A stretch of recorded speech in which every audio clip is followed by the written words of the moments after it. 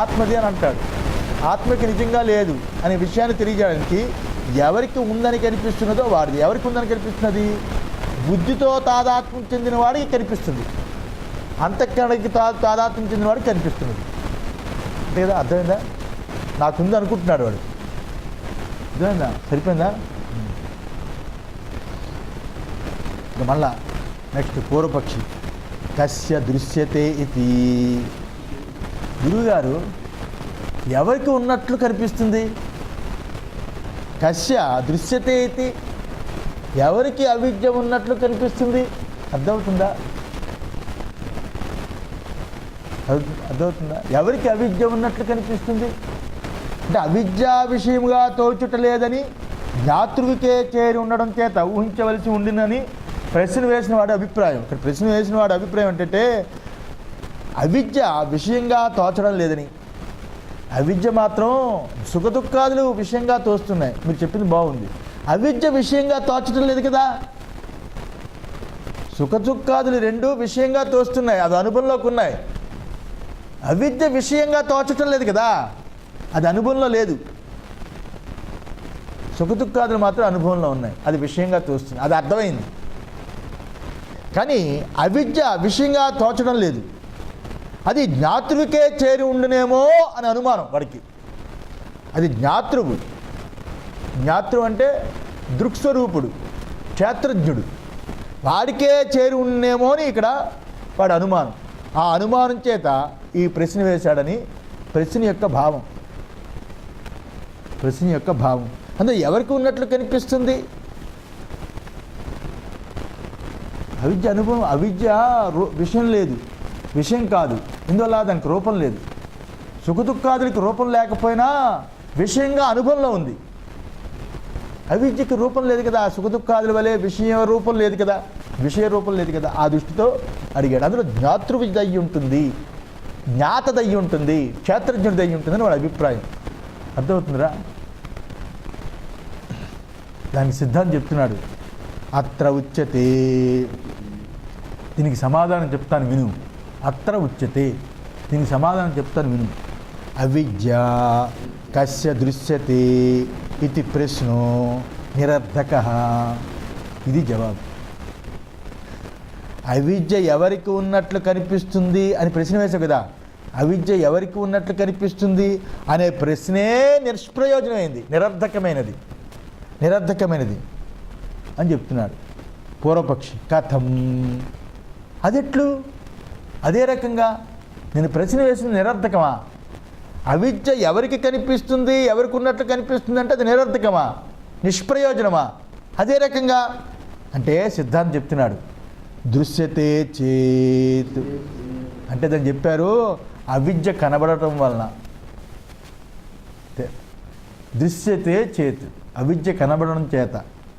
ఇంకా చెప్తున్నాడు అవిద్య తద్వంతం అపి పశ్యసి. అవిద్య కనబడడం వలన అది కలవాన్ని చూస్తున్నావు కదా, చూస్తూనే ఉన్నావు కదా. అవిద్య కనబడుతుంది, అవిద్య అది కలవాన్ని కూడా నువ్వు చూస్తూనే ఉన్నావు కదా. అవిద్య కలవాన్ని కూడా చూస్తున్నావు కదా. ఇంకా చెప్తున్నాడు అంటే అవిద్య కలవాన్ని కూడా నువ్వు చూస్తున్నావు కదా అంటే అవిద్యావంతుడిని నువ్వు చూస్తున్నావు కదా అని అర్థం. అవిద్యావంతుడిని కూడా నువ్వు చూస్తున్నావు కదా. ఎందుకంటే ఏమనుకున్నాడు? అవిద్య అనేది సుఖదుఖాదులగా విషయరూపం కాదు. సుఖదుఖాదులైతే విషయరూపకంగా ఉండి అనుభవంలోకి వస్తుంది. అవిద్య విషయంగా కనిపించటం లేదు, అందుకే అవిద్య గురించి కన్ఫ్యూజన్. సుఖదుఖాదులైతే అంతఃకరణ ధర్మం అని చెప్పేస్తాం. మహామహా పండితులు కూడా చెప్తారు, లౌకికుడు అడిగి చెప్తారు. అది విషయంగా కనిపిస్తుంది. సుఖం ఉన్నప్పుడు దుఃఖం ఉండదు, దుఃఖం ఉన్నప్పుడు సుఖం ఉండదు, సుఖదుఖాదులు రెండు తెలుసుకునేవాడు వేరు అంటే అర్థమైపోతుంది. కానీ అవిద్య సుఖదుఖాదుల్లా కాదే. అవిద్య అనేది ఒక వస్తువు కాదే, అవిద్య అనేది ఒక విషయం కాదే. అవిద్య లేదంటావే, అవిద్య కనిపిస్తున్నదే నాకు అది తెలియదని. అగ్రహణ రూపకంగా అవిద్య నాకు తెలియదని తెలియబడుతుంది. ఆ తెలియదని అగ్రహణం ఎవరికి అనేది ఇక్కడ ప్రశ్న. దానికి గురువుగారు చమత్కారంగా అవిద్య కనబడడం వల్ల అది కలవాన్ని చూస్తున్నావు కదా, అవిద్యావంతుని చూస్తున్నావు కదా లోకల్లో.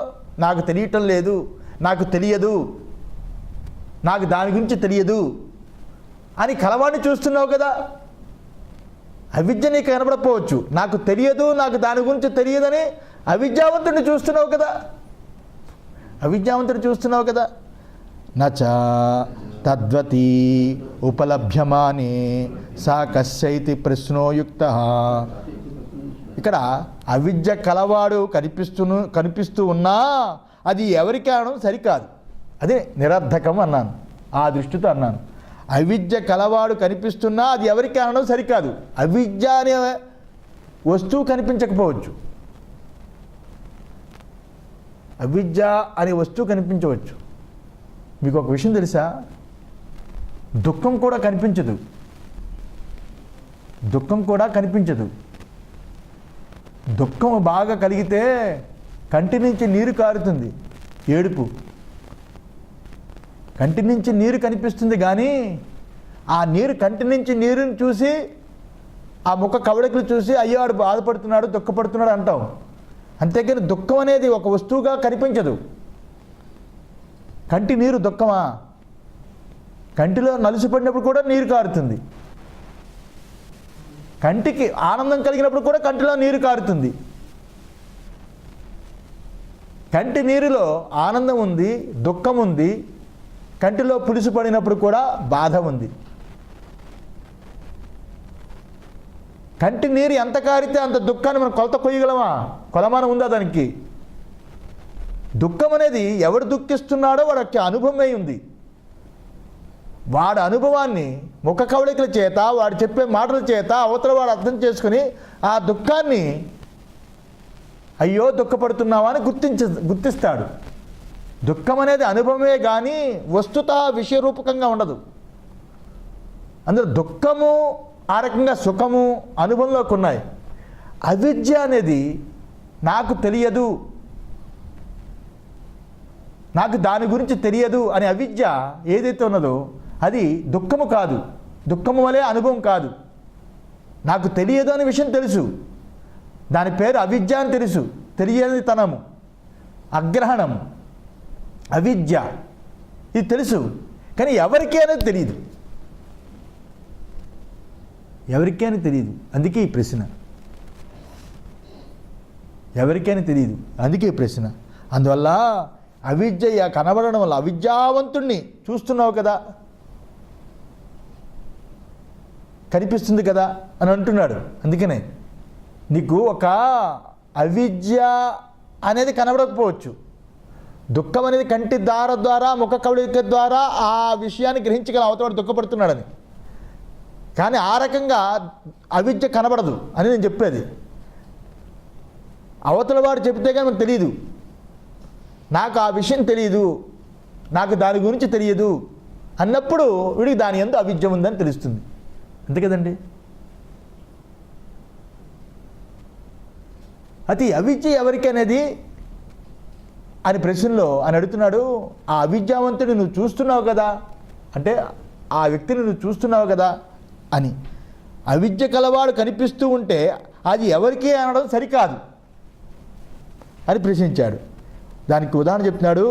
నహి గోమతి ఉపలభ్యమానే గావః కస్యైతి ప్రశ్న అర్థవాన్ భవేత్. గోవులకి అధిపతి గోమతి, గోవులకి అధిపతి గోమతి. అధిపతి అంటే యజమాని. గోవులకి యజమాని కనబడుతుంటే గోవులు ఎవరివి అనే ప్రశ్న నిరర్థకమే కదా. గోవుల యొక్క యజమాని కనిపిస్తూ ఉంటే ఈ గోవులు ఎవరివి అని ప్రశ్న నిరర్థకమే కదా అని అంటున్నాడు. అని దానికి పూర్వపక్షి ప్రశ్న వేస్తాడు, ఏమిటయ్యా దృష్టాంతం? నేను అడుగుతుంది అవిద్య ఏంటి? గోవులు యజమాని కనిపిస్తే ఈ గోవులు ఎవరివి? ఈ ఏంటి జవాబు నిరర్థకం అడుగుతున్నాడు పూర్వపక్షి. నన్ను విషయో దృష్టాంతో గవాం తద్వతః చ ప్రత్యక్షత్వాత్ సంబంధః అపి ప్రత్యక్ష ఇతి ప్రశ్నో నిరర్థకః. అది ఓయి ఈ దృష్టాంతం సరియైంది కాదు. ఏమిటా దృష్టాంతం? మంచి పీక్గా నేను అడుగుతూ ఉంటే గోవులు యజమాని కనిపిస్తూ ఉంటే ఈ గోవులు ఎవరివని ప్రశ్న, ఇక్కడేంటి ఈ మధ్యలో ఇది అర్థం లేదు. ఎందువల్లంటే గవాం తద్వతహాచ ప్రత్యక్షత్వాతు, గోవులు వాటి యజమాని ప్రత్యక్షమే కనిపిస్తున్నారు. గోవులు వాడవని తెలుసు, గోమతి అని, గొల్లవాడు అని, గోవులు కాపరి అని తెలుసు. గోవులు కనిపిస్తున్నాయి, అక్కడ గోవులు కాచేవాడు కనిపిస్తున్నాడు. అది సరిపోయింది అక్కడ ఆ సంబంధం. వాటి సంబంధం కూడా ప్రత్యక్షమే ఉంది. సంబంధాపి ప్రత్యక్ష ఇది, వాటి సంబంధం కూడా ప్రత్యక్షమైంది. ఈ దృష్టాంతం యందు మీ ప్రశ్న నిరర్ధకమైనది అని పూర్వపక్షి అన్నాడు. నిరర్ధకమైనది. నేను అవిద్య గురించి మాట్లాడుతుంటే గో సంబంధం రెండు ప్రత్యక్షం కదా, అవిద్య ప్రత్యక్షం కాదు. అవిద్య చేత తెలియకపోవడము, తెలియనితనముతో కూడుకున్నవాడు ప్రత్యక్షంగా కనిపిస్తున్నాడు. అవిద్య ఏమో ప్రత్యక్షం కాదు. నేను అంత పీక్ విషయాన్ని సూక్ష్మంగా అడుగుతుంటే గోవులు గోమతులు చెప్తామంటే ఈ ప్రశ్న నిరర్ధకం కదా. మీ ప్రశ్న నిరర్ధకమైంది. సిద్ధాంత ప్రశ్నించాడు కదా, అందువల్ల మీ ప్రశ్న నిరర్ధకమైంది. ఆ రకంగానే నా తథా అవిద్య తద్వాంచ ప్రత్యక్షో యతః ప్రశ్న నిరర్ధక స్యాత్. ప్రత్యక్షమైతే కదా. ఇక్కడ ఇప్పుడు ఆ రకంగానే అవిద్య మరియు విద్య గలవాడు ప్రత్యక్షం కాదు. ఆ రకంగానే అవిద్య ప్రత్యక్షం కాదు కదా. అవిద్య గలవాడు ప్రత్యక్షం కాదు కదా. అంటే అవిద్యావంతుడైన ఆత్మ గోచరించదు. అవిద్య అనేది అది కేవలం అవిద్య గోచరించదు. నువ్వు అనువిద్యావంతుడు చూస్తున్నావు కదా అని మీరు అన్నారు కదా. అవిద్యావంతుడు నేను ఎక్కడ చూస్తున్నాను? అవిద్యావంతుడైన ఆత్మ గోచరిస్తుందా? అవిద్యావంతుడైన ఆత్మ గోచరించదు, కేవలం అవిద్య గోచరించదు. అవిద్యావంతుడు చూస్తున్నాను సరే, అవిద్యావంతుడైన ఆత్మ చూస్తున్నావా? అవిద్యావంతుడు అంటే నువ్వేమంటున్నావు? ఇంద్రియాలు, విషయము, అంతఃకరణ, ఆ ముద్దతో కూడుకున్నవాడు అవిద్యావంతుడు అని అంటున్నావు. కానీ అవిద్యావంతుడి యొక్క ఆత్మ నేను చూడటం లేదే. ఈ ముద్ద క్షేత్రం అంటే మేము ఒప్పుకున్నాం. ఇంద్రియాలు, అంతఃకరణ, శరీరము, మూడు క్షేత్రం అంటే మేము ఒప్పుకున్నాం. కానీ అవిద్యావంతుడైన ఆత్మ ఏమిటి? అది మాకు కనిపించదు కదా. అవిద్య కూడా మాకు కనిపించదు కదా. అందులో అవిద్య మరియు అవిద్య గలవాడు ఇద్దరూ ప్రత్యక్షం కాదు కదా. యతః ప్రశ్న నిర్ధక స్యాత్ ప్రత్యక్షం యతః ప్రశ్న నిర్ధక స్యాత్. ప్రత్యక్షమైతే కదా నా యొక్క ప్రశ్న నిరర్ధకం అవుతుంది. ప్రత్యక్షమైతే కదా నా యొక్క ప్రశ్న నిరర్ధకం అవుతుంది. అక్కడ గోవులు ప్రత్యక్షమే, గోమతుడు గొల్లవాడు ప్రత్యక్షమే, గో యజమాని ప్రత్యక్షమే. ఆ రకంగా రెండు అక్కడ ప్రత్యక్షం కాబట్టి సరిపోయింది. నేను అడిగే ప్రశ్నకి నీ జవాబు ఏముంది? అది కరెక్ట్ కాదు కదా. ఇక్కడ అవిద్య ప్రత్యక్షం కాదు, అవిద్యావంతుడైన ఆత్మ ప్రత్యక్షం కాదు. అర్థమైందా? ప్రత్యక్షం కాదు. అందువల్ల అని పూర్వపక్షి వేశాడు. పూర్వపక్షి వేస్తే సిద్ధాంతం అంటాడు అప్రత్యక్షేణ అవిద్యవత అవిద్య సంబంధే జ్ఞాతే కిం తవ స్యాత్. అప్రత్యక్షేణ అంటే ప్రత్యక్షము కాని, అప్రత్యక్షమైన అంటే ప్రత్యక్షం కాని అవిద్యావంతుడికి, ఇక్కడ అవిద్యావంతుడంటే అవిద్యావంతుడైన ఆత్మ అని. అవిద్యావంతుడికి ప్రత్యక్షం కాని అవిద్యావంతుడైన ఆత్మ అవిద్యకి సంబంధం ఉన్నదని తెలుసుకున్నంత మాత్రాన, తెలిపినంత మాత్రాన నీకు ప్రయోజనం ఏం వస్తుంది అని సిద్ధాంతి అడుగుతున్నాడు. ఇంకో ప్రశ్న వేశాడు సిద్ధాంతి. అడుగుతున్నాడు అప్రత్యక్షమైన అవిద్యావంతుడైన ఆత్మ, అలాగే అవిద్య, ఈ రెండు అప్రత్యక్షం. అలాంటి రెండు అప్రత్యక్షమైన వాటికి సంబంధం ఉంది అని నేను తెలిపాను అనుకో, దానివల్ల నీకేం ప్రయోజనం? ఏం ప్రయోజనం అడుగుతున్నాడు. అంటే అవిద్యా దృష్టితో అవిద్య ఆత్మయందు ఉన్నట్టు తోస్తుంది, అవిద్యా దృష్టితో అవిద్య ఆత్మయందు ఉన్నట్టు తోస్తుంది. బాగా చూస్తే ఎవరికి అవిద్య లేదని తెలుస్తుంది. అవిద్య ఇక్కడ దీన్ని బట్టి నేను తర్వాత చెప్తాను దాని గురించి, ఎందుకంటే ఇది చాలా అద్భుతమైన భాష్యం. ఎందువల్లంటే మూలా విద్యకారులు వ్యాఖ్యానకారులు ఏదో అవిద్య ఉందని, అవిద్యను తొలగించుకోవాలని, అవిద్యను తొలగించుకోవడానికే విద్య వచ్చిందని అదే వేదాంత సిద్ధాంతం అని అనుకుంటున్నారు. వేదాంత సిద్ధాంతంలో మీకు ఇది బాగా అర్థమైతే విషయం ఇక్కడ ఏం తెలుస్తుందంటే అవిద్య ఎవరికీ లేదని చెప్తున్నాడు. అదే చెప్తున్నాడు. అందువల్ల అప్రత్యక్షమైన అవిద్యావత, ప్రత్యక్షం కాని అవిద్యావంతుడైన ఆత్మ, ప్రత్యక్షం కాని అవిద్య, ఆ రెండిటి యొక్క సంబంధం ఉందని తెలిపినంత మాత్రం నీకు ప్రయోజనం ఏమిటి అని అడిగాడు. అర్థమైందా? అడిగితే పూర్వపక్షం అంటాడు అవిద్యయా అనర్థహేతుత్వాత్ పరిహర్తవ్యా స్యాత్. ఇప్పుడు వచ్చాడు దారిలోకి. ఏమంటే తెలుసుకోవాలి, తెలుసుకుంటే మీకేమిటి ప్రయోజనం ఉంటాయంటే దాన్ని తెలుసుకోవాలి. ఇక్కడ ఆత్మ గోచరించదు, అవిద్య గోచరించదు, కానీ దాని యొక్క ప్రభావం ఏదైతే ఉందో సుఖదుఖాదులు, కష్టసుఖాలు, చావు పుట్టుకలు, జన్మ మరణాలు, ఈ కులాలు, బాధలు, మతాలు, జాతులు, ఎన్ని బాధలు దానివల్ల అవిద్య చేతనే కదా. అవిద్య ఎక్కడుంది, ఎవరికి ఉంది, ఎవరి అని నా ప్రశ్న. అవిద్యను తెలుసుకుంటే సంసారంతో కూడుకున్న సుఖదుఖాదులు అన్నీ సర్వనాశనం చేసుకుంటాను. అందువల్ల దీనివల్ల ప్రయోజనం ఏమిటంటే అవిద్యా ప్రత్యక్షం కాదు, అవిద్యావంతుడైన ఆత్మ ప్రత్యక్షం కాదు కాబట్టి, రెండూ ప్రత్యక్షం కాదు కాబట్టి రెండిటి యొక్క సంబంధం తెలుసుకుంటే నీకేం ప్రయోజనం మీరు అడుగుతారేంటి? దానివల్ల అవిద్య అనర్థహేతుత్వాత్, అవిద్య అనేది అనర్థహేతువై ఉన్నది, అనర్థాన్ని కలిగించేది, అనర్థాలకి కారణమే ఉన్నది. పరిహర్తవ్యాసాత్, దాన్ని తెలుసుకుంటే కదా నేను పరిహరించుకోగలను. నా బాధ సుఖదుఖాదులు లేవని కాదు, సుఖదుఖాదులు తొలగించుకోవాలి అంటే అవిద్యను తొలగించుకోవాలని చూచాను నేను. అవిద్యను పోగొట్టుకుంటే కానీ సుఖదుఖాదులు పోవని శాస్త్రాలు చెబుతున్నాయి. అవిద్య అంటే ఏంటో నాకు అనుభవంలో ఉంది కానీ విషయంగా అనుభవంలో లేదు. ఎక్కడ పోగొట్టుకోవాలి, దాన్ని ఎలా పోగొట్టుకోవాలి, అది పోతే కానీ నాకు ఈ సంసార బాధ, తాపత్రయం, ఈ సంసార బంధం తొలగిపోదు. అందువల్ల దానివల్ల చాలా పరిహరించుకోవాల్సిన అవసరం ఉంది నాకు. అందువల్ల పరిహరించుకోవాలి అని పూర్వపక్షి అంటున్నాడు. సిద్ధాంతం అంటున్నాడు యస్య అవిద్య సతాం పరిహరిష్యతి, ఎవరికి అవిద్య ఉందో వారే దాన్ని తొలగించుకుంటారు. నీకెందుకు బాధ? ఎవరికి అవిద్య ఉందో వాళ్ళే తొలగించుకుంటారు. నీకు అవిద్య కనిపించట్లేదు కదా, నీకు అవిద్య కనిపించట్లేదు కాబట్టి నీకు అవిద్య లేదు.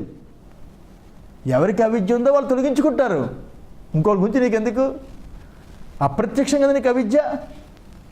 అవిద్యవంతుడైన ఆత్మ కూడా నీకు ప్రత్యక్షం కాదు, కరెక్టే. ఆత్మ ప్రత్యక్షం కాదు, అది అనుభవ స్వరూపం. అవిద్య నీకు ప్రత్యక్షంగా లేదు, నీకు కనిపించటం లేదు, నీకు లేదు, కానీ నీ గురించి బాధ లేదు. ఎవరికి అవిద్య ఉందో వాడు తొలగించుకుంటాడు అని సిద్ధాంతి సమాధానం చెప్పాడు. మళ్ళా పూర్వపక్షి అంటున్నాడు నను మమయేవ అవిద్య, నాకే అవిద్య. గురువుగారు ఓయి నాకే కదా అవిద్య, మమయేవ అవిద్య, నాకే కదా అవిద్య అని అడిగాడు సిద్ధాంతి. ఇప్పుడు చెప్తున్నాడు జానాసి తర్హి అవిద్యాం తద్వంతం చ ఆత్మానం. అలా అయితే అవిద్య ఉన్న నిన్ను తెలుసుకున్నట్లయింది. ఆ రకంగా నువ్వు నాకే అవిద్య అంటున్నావు కదా, నాకే అవిద్య అన్నప్పుడు అవిద్యతో ఉన్న నిన్ను తెలుసుకున్నట్లయింది. నాకే అవిద్య అన్నప్పుడు అవిద్యను తెలుసుకుంటున్నావు కదా విషయంగా, అవిద్యను విషయంగా తెలుసుకుంటున్నావు కదా నాకే అవిద్య అన్నప్పుడు. విషయంగా తెలిసిపోయినప్పుడు అవిద్య విషయం అయిపోయింది. నీకు తెలిసింది, అవిద్య నీకుంది, నీకే ఉన్నట్లయింది అని చెప్పాడు. ఉన్నట్లయింది. ఇక్కడ నిత్యశుద్ధుడు నిర్వికారుడు అయిన ఆత్మకి అవిద్య ఉండదు. ఇక జడమైన అంతఃకరణకి ఉండదు. అవిద్య నిత్యశుద్ధుడైన నిత్యశుద్ధముతో కూడుకున్న ఆత్మకి అవిద్య ఉండదు. జడమైన అంతఃకరణకి అవిద్య ఉండదు. వ్యవహార దృష్టితో చూస్తే మాత్రము అంతఃకరణ అభిమానైన జీవుడికి ఉన్నదని చెప్పినట్లయింది. అందువల్ల అంతఃకరణ అభిమానంతో కూడుకున్న నీకు ఇక్కడ అవిద్య ఉన్నట్లయింది. అవిద్య నీకు విషయంగా ఉంది కాబట్టి అవిద్య నీకు ఉన్నట్లయింది అని కదా. ఓం సహనా భవతు సహనో భునక్తు సహ వీర్యం కరవావహి తేజస్వినావధీతమస్తు మా విద్విషావహి. ఓం శాంతి శాంతి శాంతి. అవుదా?